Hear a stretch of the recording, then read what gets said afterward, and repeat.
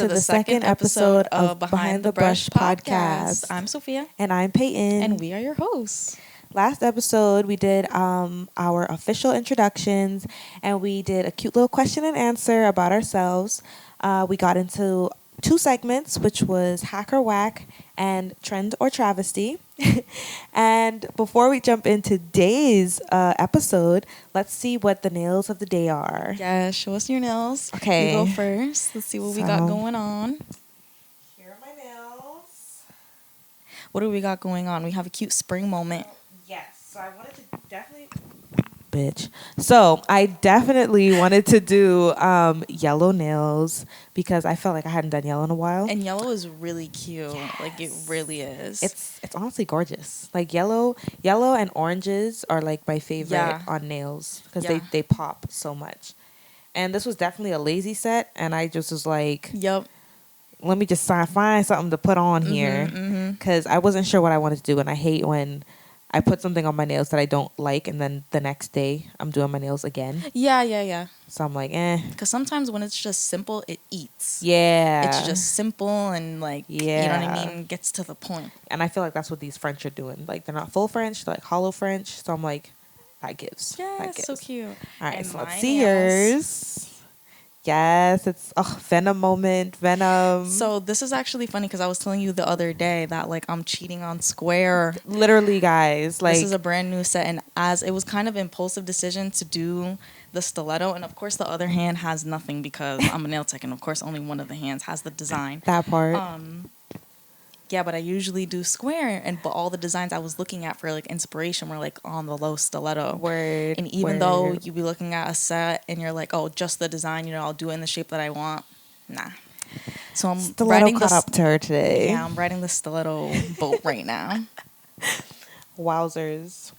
Yeah, so what are y'all's nails looking like right now? Tag us on Instagram with your nail tech and show us your nail set so we can repost it. And if you have to get a fill on those nails too, make sure you read all of the policies in terms of your nail tech, guys. You don't want to be caught up in any kind of situation. That part, because what if my policy says you have to give me $1,000 before I start your set? Yeah.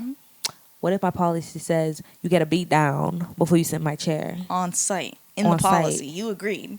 Because you signed off on it. And right? Like, seriously. And that brings us to today's topic of this week's episode, which is Policy Truths and Terrors. Chill. So we're going to start off with the dictionary definition of a policy, because I think it's important for, like, in general, like, to know really what we're talking about and, like, what are, like, kind of, like, the origins of, like, what we're trying to talk about. Right. So we're going to start off with the dictionary definition of what is a policy. And straight from Google, a policy is described as a course or principle of action adopted or proposed by a government, party, business, i.e. us, or individual, like any individual. So with that being said, what does a policy mean to you? To me, obviously it means, what the dictionary definition says. However, personally, to me, it feels more like it's something that gives me structure and something that gives me security within my business. Yeah. And it kind of allows for other people to know what it is they're looking for in a nail tech, and it allows them to view me first before there's any conversations. And because, everything's online these days, that policy is like your first line of defense. Yeah. Before you even start talks of what do you want on your nails or. Yeah. A really important first impression. Yes. So I feel like that's mainly what policy means to me. Yeah. I agree. What about you? I feel policy means to me security, and also brings a level of expectations, like you were saying, like this is what someone's going to read about me first, especially if it's somebody new. Even for your returning clients, it's the way that you're going to maintain your boundaries and your security within your business. And policies are to protect me and the way that I want my business to run specifically. And by agreeing to that builds the relationship. So it's like really important. And I also feel like policy does protect the clients as well. I think good policies and like well-rounded policies protect yourself, but also like the clients, and like gives your clients like certain rights and privileges within that. It's like an agreement between you guys. Right. So I definitely agree with what you said and all of that. But in the beauty industry specifically, like why would they be needed? And within our show, we obviously acknowledge how things that we talk about blend into other specific like beauty services, like hairstylists and makeup And artists. estheticians. Absolutely, like all of these things, like these are all businesses within the same category. So a lot of the things within a policy can be shared upon people and are like staples within a policy, because a lot of these services are very similar, you know, So- within our industry specifically. Right. So basically, the reason we need policies are because they provide structure within the business. They give your client a very detailed layout of how you want to run your business. It makes sure that both parties are held accountable, and it provides, again, security and transparency. Yeah, definitely. Because things can get lost in translation even when you read online. So just kind of like, even when you inbox someone and you try to get information, like it's just important that everything is kind of like the same, and that like all of that communication is like all the same. Like just like being very transparent about how things are and are unique to you, which is why all Correct. businesses are different. Correct. And now, everything that we just mentioned are very good things to have to make your policy as best as possible to work for you and your client. However, if it's done the wrong way, it can lead to a lot of terrors Yes. within the beauty industry, your business, you and that client, a lot of terrors. Definitely. Because I think kind of how you were just saying, how those because we're in the same industry and a lot of things apply the same way, once one of those terrors becomes like popular and like common, that's how like those negative stereotypes like grow, is because like this is something that happens like over and over across the beauty industry, when, you know, just being more thoughtful about the way that you go about it is just like really important. Yes. Yeah. And the truth on the other side, right, we have truth and terror. So the truth of implementing policies, amongst all the things that we've already said, can be like inserting like late fees. Like that's like a really like hot topic of like in a policy that a lot of people have. And late fees can be really different. There's a lot of different circumstances of like what is a late fee, instances where you would charge it, where you don't, how much it is, and Right. all of that put together. So like in essence, kind of like what is the point of a late fee? Right. So I think one of the points of having a late fee is, I would say, I would call it security, but it's more than like, if that person is late to their appointment and I have another one after them, Yeah. yes, I set times to make sure I have a buffer between two clients. However, when you run late, you're starting to run into that buffer time. If your appointment makes me late for my next appointment, Yeah. that means I'm going to have to reimburse that person. So your late fee basically goes to the reimbursement of someone else that you ran into their time because Yeah. you were late. Late fees have all kinds of reasons that Yeah. are positive reasons, and those are one of them. Yeah, definitely. Do you have any other like? What would you think would be like an appropriate amount for a late fee? Like how much do you charge for a late fee, and like how long is your grace period? I charge $15 for a late fee, which is the same as a deposit, Okay. and so the $15 is after 10 minutes. Okay. So my grace period starts at 10 minutes and it goes up to 20 minutes.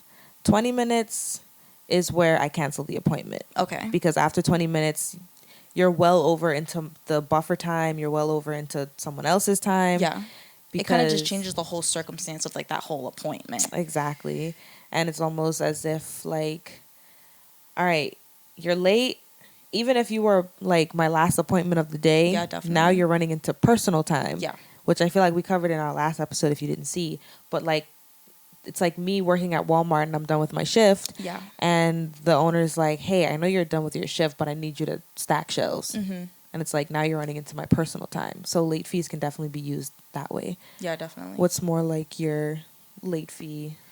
Mine is also $15, but mine is 15 minutes. And after the 15 minutes, it's a pretty hard cutoff at that point.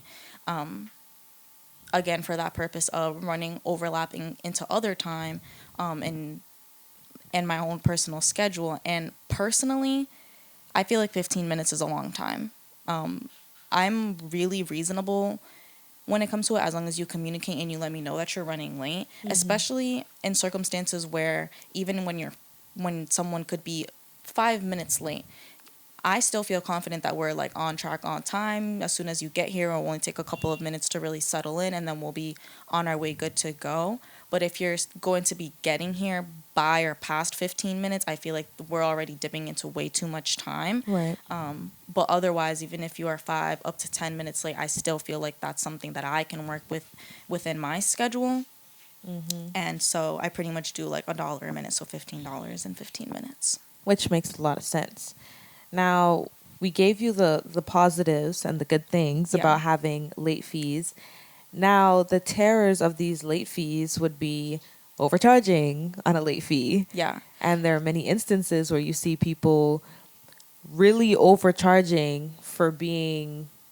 For the lateness, and the grace period itself is like impossible. Like, it's not reasonable at all. It's like $15 for 5 minutes. Right. And that honestly begs the question of, at that rate, do you feel like that is still the responsibility of the client, or do you feel like that's the responsibility of the service provider to have more buffers between their schedule? We make our own schedules, you know. Exactly. So as a service provider, you need to know how long it's going to take you to do a certain set, and you're going to need to know how much time you personally need before you get into another set. Yeah. So you always have to think about a packed out day, and you always want to think about, okay, well, what's the worst case scenario? What's the best case Yes. scenario at what your times are looking at?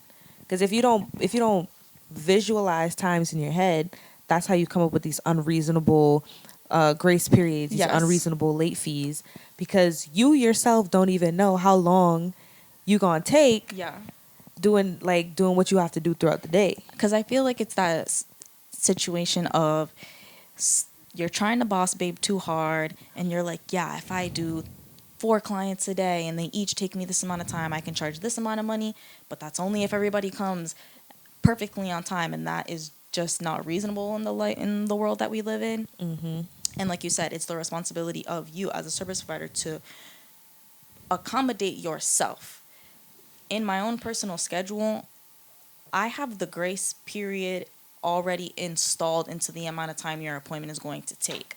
On my personal booking site and on a lot of others, you can block off time afterwards. Or if you have to do that manually, then go ahead and do that manually, so you can block off enough time for your grace period.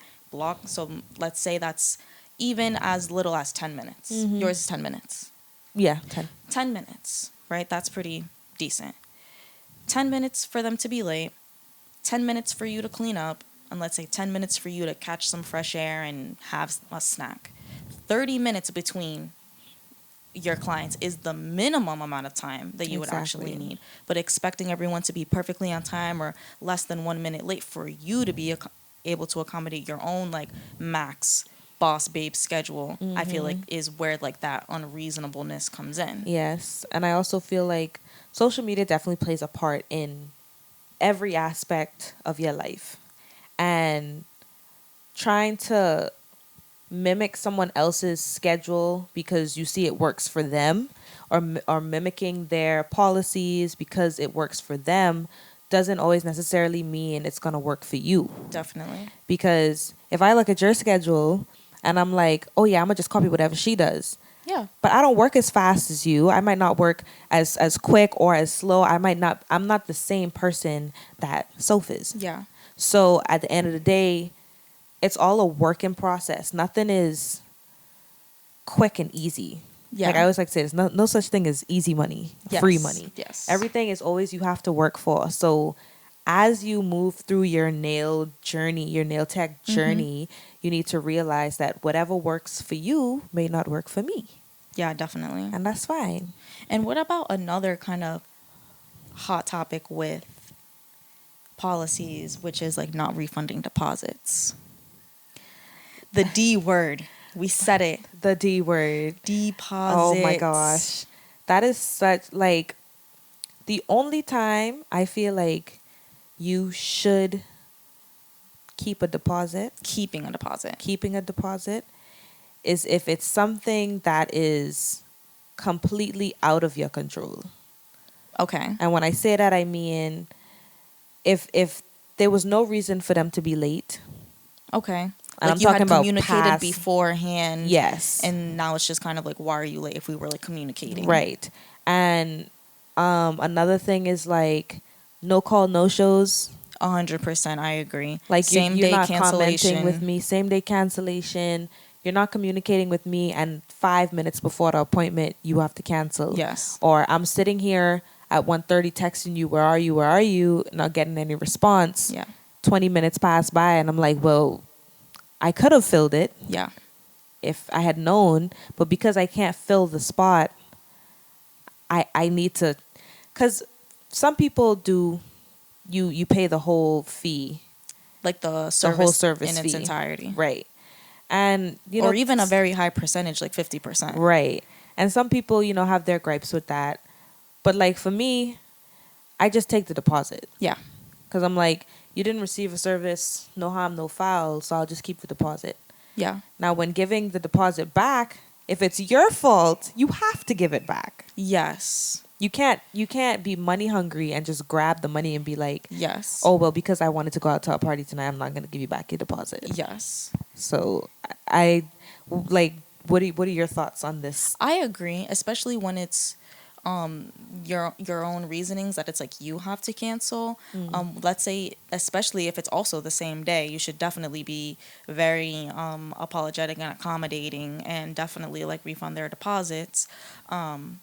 Even I've had circumstances where I know 2 days before, oh, something like really important came up and like I really unfortunately have to change it. I actually give my clients the option of just like letting me refund them, or are you flexible to reschedule? And if you are like flexible to reschedule, I will definitely give you like a slight discount just for like inconvenience purposes, because I appreciate you accommodating me at this rate. Yes. And making your whole appointment. But definitely if it's your own fault, you definitely should be gracious enough to be willing to like offer it back And in that's the its number entirety. one thing.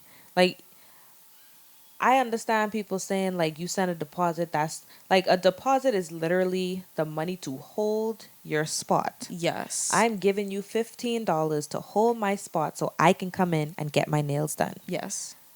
Now, if you decide to cancel, anything you decide to do as the service provider and it doesn't work out for the client, don't hold on to that money, because at the Yeah. end of the day, that is proven your the distrust. Yes. It is sending a bad message to the client and potential other clients, because they will Definitely. speak to who they need to speak to.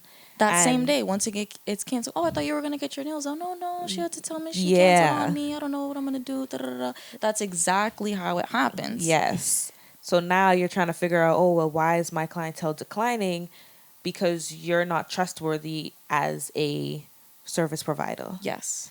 And that's the one thing you need to keep in mind when making policies, which is being as transparent as possible. Yeah.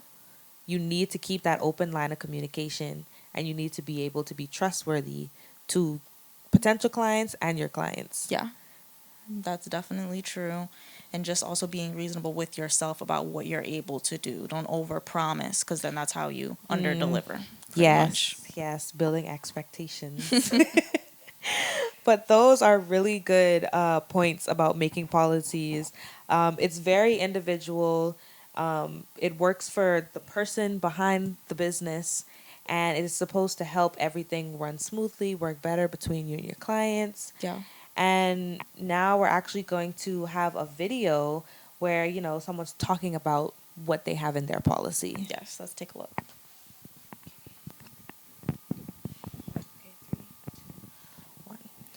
Okay, so here we have a video from the real Mark Mendez, who is a hairstylist in his salon, and he's talking about his policy. So let's take a watch and then give you our opinions. One thing that you'll never see in my salon, kids. I don't allow kids in my salon is because they ruin the experience of the person getting the service done. Is misbehaving, crying, running around, you're gonna have to stop your experience to attend to the child. Sorry, liability. If they get hurt in here, everyone is sue happy. You may want to sue me. I'll pass on that lawsuit. I do a lot of working mothers. I do the working class. I want to deal with their own kids as if they're going to want to come here and deal with somebody else's kids. And finally, it's my salon. And I don't want kids in here. There's 10,000 other salons that will allow you to bring your kid. Mine is just not one of them. There's one thing that you'll never see in my salon. All right. So what do you think? I definitely agree with everything that he said. And I think the real main point of policies and deposits and rules and regulations and agreements as a client is you really have to understand that this is this person's business. Every business is individual. The way that someone wants to run their business is up to them, and either that can align with your beliefs or it doesn't. And as he's saying, one of his probably hard and fast rules is no children allowed. And he gave out all of those reasons because, again, how does he envision his salon to be? He wants his salon to be in a relaxing, enjoyable environment. It's he wants to provide a more maybe more of like a higher lux feeling service again for those working mothers who want to have something that's just for themselves and they want to be away from that kid energy. Yeah. And another really important thing that I think he mentioned that's really important that I think as a business owner you have this perspective on is the liability that children bring. Like he said, you could 1 second think that your kid is sitting on the couch like playing on the game. Oh, they got distracted for 1 second by something else and now they're touching other things and they knocked over the whole tray. And now they're drinking a bottle of monomer. So, you know what I mean? It's not all environments are environments where you can have your children in that manner again for their own safety as well, for everybody's safety, but also because that's the way that he wants his salon to be. And if that doesn't align with what your needs are or what you would prefer, then you have to continue to look for someone who does fall within that. What about you? Exactly. I also agree. Like, you can't come complaining to me, oh, you won't let me have my kid in your shop. Well, I said that. And honestly, you need to learn how some people need to learn how to respect what other people set as their business. You don't walk into Gucci and tell them they need to start selling Walmart shoes Yeah. or Walmart bags. Why? Because you wouldn't dare. You wouldn't dare. So why dare do it with me? Like, because it's a small business, you feel like sometimes that, like, client privilege can be, like, taken to the max. Yes, I do believe they get a sense of entitlement. Like, oh, I'm support. They almost make it seem as if they need them to survive. Yeah. Like, oh, I'm bringing you good business. Like, why can't you just allow this, this, and this? Yeah. And it's like, Like, if I'm going to pay, then what does it matter? right. And it's like, but I have other people that pay the same thing as you. Yeah, definitely. So at the end of the day, when you're looking for service providers or you're looking for anybody in the beauty industry, anybody in any service industry, the pro tip is to shop. You need to shop just like you would shop for groceries, just like you would shop for cars. You need to shop for your nail tech. Yes, definitely. You need to go in their DMs, ask questions. Ask questions. Like, don't be afraid to reach out and communicate. Because you shouldn't be scared to. This is your service that you're Yes. paying good money for. Yes. So don't be scared to ask questions. Look at their work on their Instagram. It's And all actually look. there. Yes, don't Actually just look. I mean tap on the picture, look at it. Zoom in to see, maybe I don't like how that looks. Or ooh, Yeah. I really like this. Look through their videos. Actually sit down. Spend like 10 minutes. Any of the 10 times in the day that you start scrolling randomly, if you've just been thinking about it, go ahead and look. Or when they finally do come across your timeline again, oh, let me go a little bit more Yes, like let deeper me get into it. invested so I know. And you know, third and last, what we've been talking about for like 20 minutes. Read the policy. One more time. Read the policy. Read it in depth, understand it. Yes. And again, brings us back to asking questions. If there's something you don't understand, hey, my name is so and so.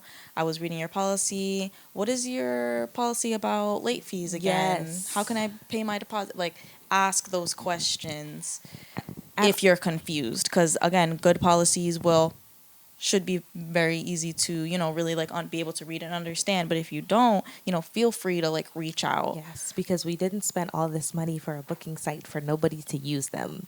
At one.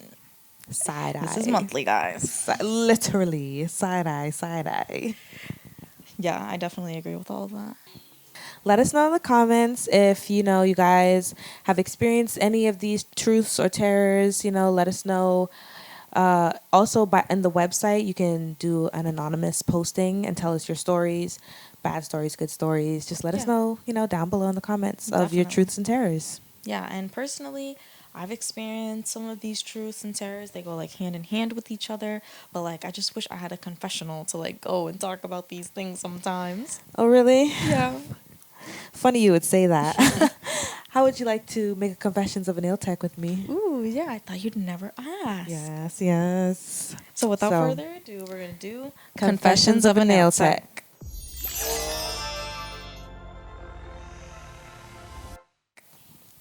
So my first question to you would be, how do you feel about coquette nails? Oh man, me and coquette nails.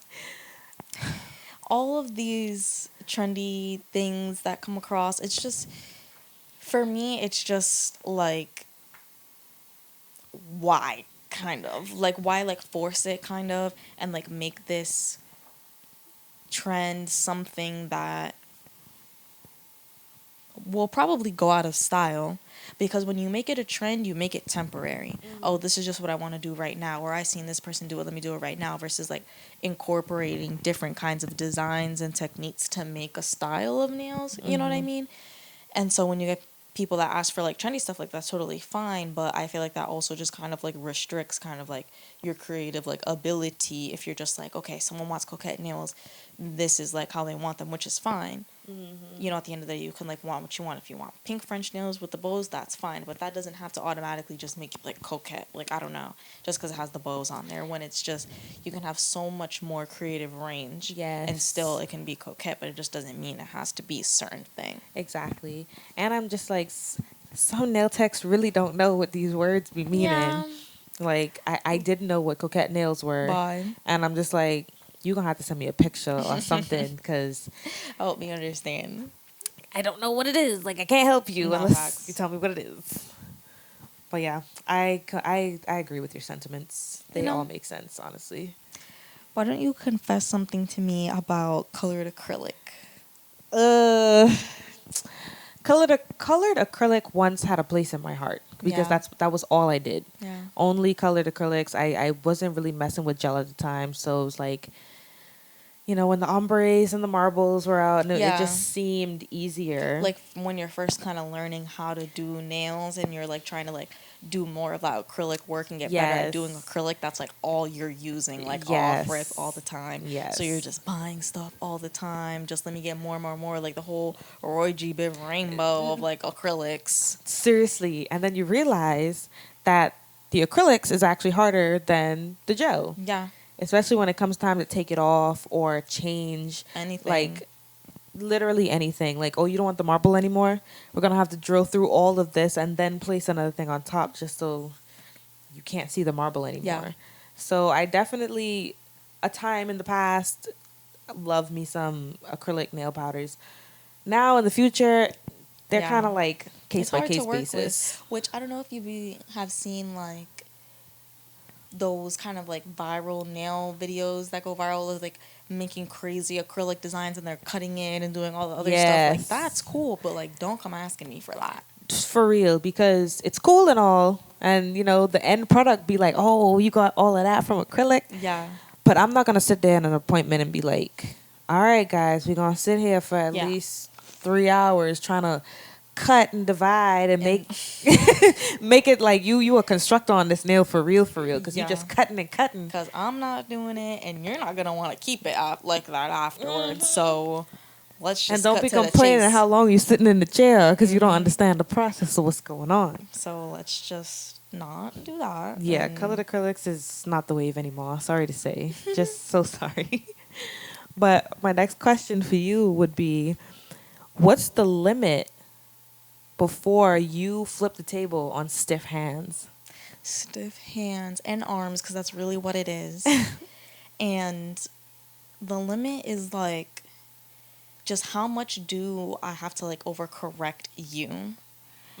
If it's come closer, that's like worse than stiff hands, I think, because I don't know. I be shaking your hand a little bit, because that just automatically would just like make you drop it. Like I literally be having that Chad, nail you'd be tech surprised. like sign language where it's just like, come on, let's You'd do be it. surprised. Surprised what?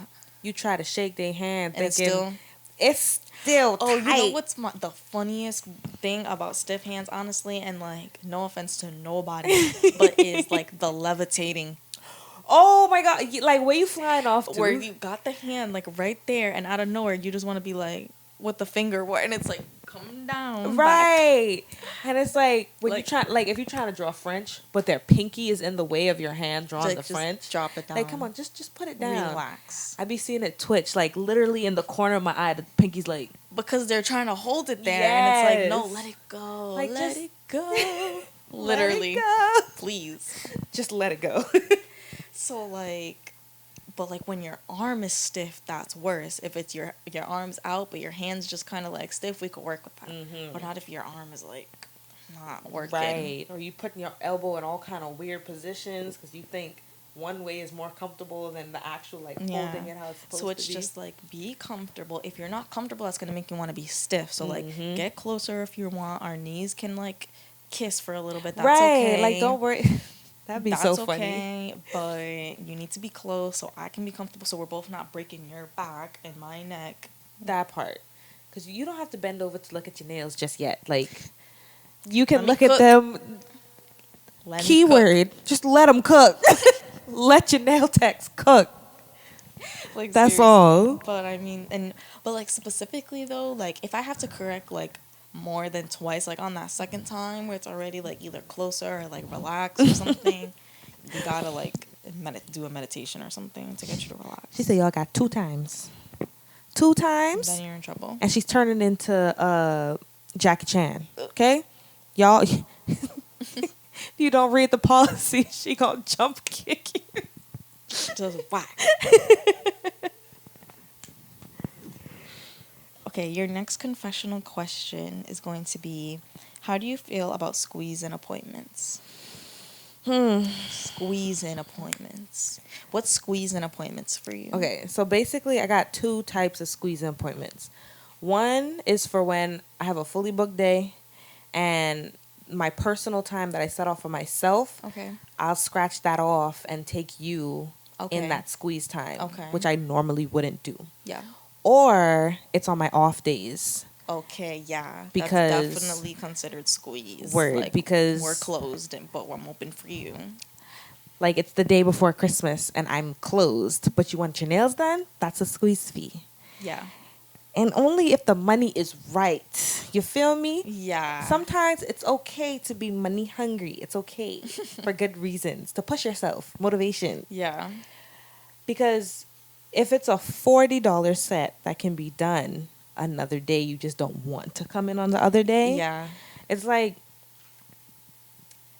you're available the next day, you just don't want to. So it's like I'm not gonna waste my time, my off time, my free time on something that's not a pressing matter. Yeah. Now, if it's your birthday, you go on vacation, someone cancel on you, Yeah. and you really need your nails done, then I will always be like, okay, yeah, let me see if I can work Yeah. something out for you. But That, and then like if I have to rearrange my whole personal day to get you in, like that's Yeah. definitely squeeze fee. Gotcha. Because like you're cutting into Like me. again, on that off day, Yeah. something like that. Like I'm with my kids. And I feel like even those kind of circumstances, like if you're like a new client, like I don't even know if that would like I would even like consider that. But if this is Right. like one of like my regular clients and maybe like she had like a nail break and another one fell off and it's like she doesn't have her next scheduled time isn't still for another like week and a half, then Yeah. maybe let's like do something now, da da da da da, Exactly. just to like accommodate. But there's levels to it. There's definite. There's what I mean? levels. There's levels. That's all I'm gonna say on that matter. So our nail techs, definitely leave us a comment down below on your personal confessionals on everything that we talked about and your own personal pet peeves that you just want to get off your chest. We're here for you. And if you're watching this as a client or just one of our viewers, then send this to your nail tech so that way they know they're not alone. They can come here with us and talk about it. And maybe see what you're doing wrong. Help them because they're struggling. This is a teachable moment. It is. It is.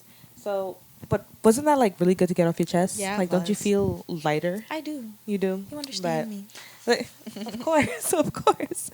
So, as she said before, we would love to hear from you guys. You can go to our website and tell us your policy terror stories, your policy truth stories, any pet peeves that have been bugging you real lately as a nail tech or a client. Yes. So here, our socials will be right here on the bottom, and we'll also, again, love to hear from you guys. So make sure you leave us a comment. Go to our Instagram, check out our page, turn on our post notifications. Yes, everything. Do all the things. Everything, so you can stay up to date. And by the way, make sure you subscribe because our next topic for next episode is going to be brand ambassadors. Yes, a very interesting topic. Very interesting, especially with the things we've been seeing over the past couple of weeks. Yeah. So make sure you subscribe to our page, give us a thumbs up for a like, comment, and we'll see you guys in on our the next episode. Yes. So thanks for watching. I'm Sophia. And I'm Peyton. And this is Behind the Brush Podcast.